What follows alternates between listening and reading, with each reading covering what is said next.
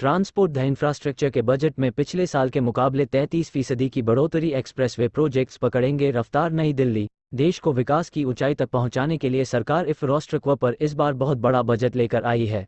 देश के कोने कोने तक पहुंच आसान बनाने और विश्व स्तरीय इंफ्रास्ट्रक्चर खड़ा करने के लिए सरकार ने केंद्रीय बजट में 10 लाख करोड़ रुपए के कैपिटल इन्वेस्टमेंट की बात कही है। कैपिटल इन्वेस्टमेंट को पिछले साल के मुकाबले 33% बढ़ाया गया है, जो कि जीडीपी का 3.3% बैठता है।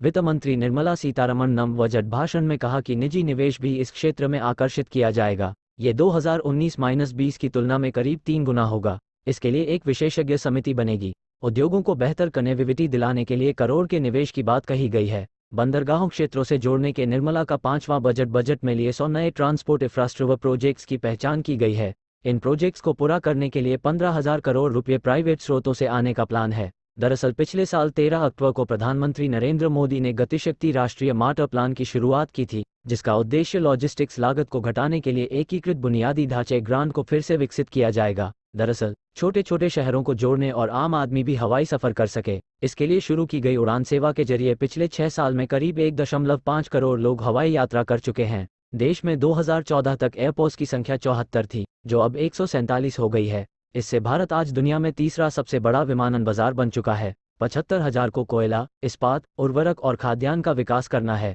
क्षेत्रीय कनेक्टिविटी बढ़ाने पर जोर। रीजनल कनेक्टिविटी को बेहतर बनाने के लिए बजट में 50 अतिरिक्त एयरपोर्ट्स, हेलीपैड, वाटर एरोड्रोम और उन्नत लैंडिंग, नए हाईवे और कॉरिडोर। बजट में केंद्रीय सड़क परिवहन व राजमार्ग मंत्रालय के लिए 2,70,434 करोड़ रुपये के बजट का प्रावधान है। इस बजट से जो पहले से हाईवे और एक्सप्रेसवे का निर्माण किया जा रहा है, उन्हें और गति मिलेगी।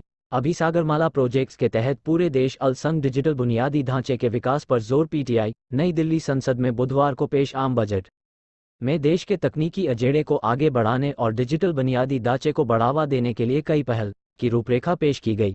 वित्त मंत्री ने कहा कि भारत के बढ़ते कद का कारण आधार, कोविन और पाई जैसी तकनीकी उपलब्धि है। उन्होंने तकनीकी इंफ्रास्ट्रक्चर और डिजिटल इकोसिस्टम के साथ साथ आर्टिफिशियल इंटेलिजेंस (एआई) जैसे नए युग के क्षेत्रों में कदमों की भी चर्चा की।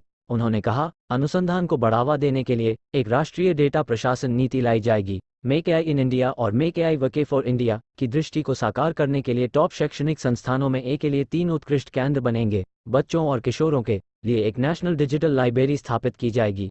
सीवर मैनहोल की सफाई का काम सिर्फ मशीन से। वित्त मंत्री ने कहा कि देश के सभी शहरों और कस्बों में सेप्टिक टैंकों और सीवर की सफाई का काम अब मशीनी तरीके से होगा, यानी इंसान को गटर में नहीं उतरना पड़ेगा। उन्होंने कहा कि सफाई के इस काम को पूरी तरह मैनहोल से मशीन होल मोड में लाया जाएगा। वही सूखे और गीले कचरे के वैज्ञानिक तरीके से प्रबंधन पर ज्यादा ध्यान। वित्त मंत्री बोली, इंसान नहीं उतरना पड़ेगा दिया जाएगा। गोवर्धन स्कीम के तहत 500 नर वेस्ट टू वेस्ट प्लांट बनाए जाएंगे। इनमें 200 कंप्रेस्ड बायोगैस प्लांट होंगे। में नए कॉरिडोर बनाने का काम चल रहा है। उत्तरी भारत से दक्षिण भारत को जोड़ने की योजना पर काम चल रहा है। दिल्ली से मुंबई कॉरिडोर साल के अंत तक पूरा होने की उम्मीद है। उसके निर्माण में भी इस बजट का इस्तेमाल किया जाएगा। इसके अलावा पर्वतमाला प्रोजेक्ट्स के तहत पहाड़ी शहरों में रोपवे लगाने के प्रोजेक्ट्स हैं। दिल्ली से देहरादून हो या फिर दिल्ली से चंडीगढ़, दिल्ली से अमृतसर होते हुए जम्मू तक के लिए एक्सप्रेसवे बनाने का काम चल रहा है। बॉर्डर पर भी सामरिक दृष्टि से कई सड़क प्रोजेक्ट्स बनाए जा रहे हैं, उनको भी इस बंद से बूस्ट मिलेगा। इसके अलावा गतिशक्ति के तहत तमाम प्रोजेक्ट्स पर काम किया जा रहा है,